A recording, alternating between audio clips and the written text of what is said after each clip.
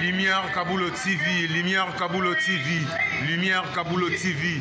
Réflexion avec R9, Fabrice R9, Fabrice. Mobali Mateo, balingaka mwasi lolenga ninyango, nengo salanga eleki makasi. Kaboulo TV yo, Lumière Kaboulo, réflexion, réflexion. Double CD Fantomas Engayo. Il est là, il a toujours. Barbito s'abonne, chaîne les amoko. Ça c'est dit, ma beaucoup t'as un an s'abonner. Bon billet. Donc mon yango na YouTube tozawana. Moko gaga. Réflexion trop bandela. Réflexion. Réflexion. Lumière Kambolo. Yangwana. Balai qui est ça la biso bien. Tous en simana pour et ça la G. Bongo. Toujours. Réflexion, Lumière Kambolo TV. Chaîne Zamoko, vous s'abonnez, vous avez cité Lumière Kambolo TV. Mbote famille réflexion. N'ayez pas à répondre à la question à Papa Lumière concernant mon petit. Est-ce que différence faisait combien d'âge avant ou bien mon petit? Tout compte mon tout oyo asia botabana za papa ya bana ou bien petit.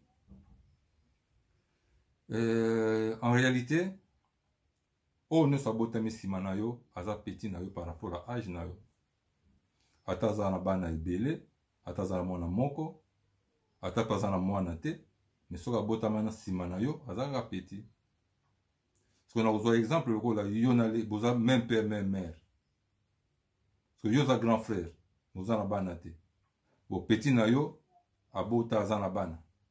Parce que a comme grand na yo pas comme na bana. Vous avez un petit na yo. Attends que vous avez différence à une année, attends différence à 2 ans. Vous avez toujours petit par rapport na yo, na nengi âge nengi bobotameli.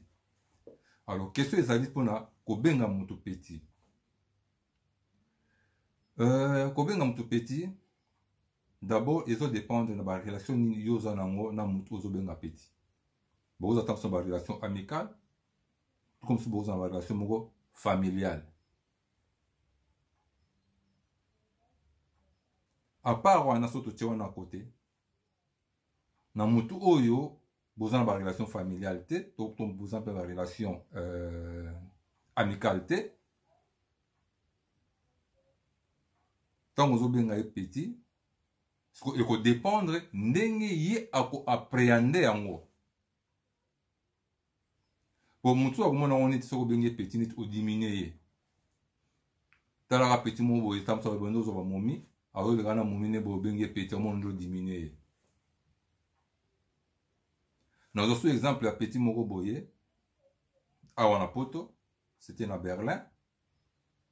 La petit bazali qui soka y a bois qui m'en a moqué, disons à bois qui m'en a moqué, on a bien en bakinde.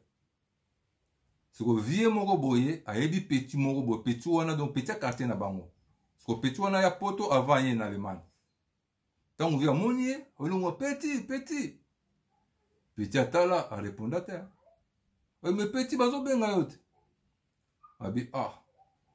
Yaka ben un petit poignet. Yako ben un petit te. Ngana ya poto di bosso na ina za ancien na yera. Yako ben un petit te. Omoni sikoyo ndenge mutu wana appréhender. Pona ye lokola ya poto di bosso vie wana mbala moko yako mi vie ya vie wana. On est un exemple à PC pour ne pas aller plus loin. Merci, famille réflexion.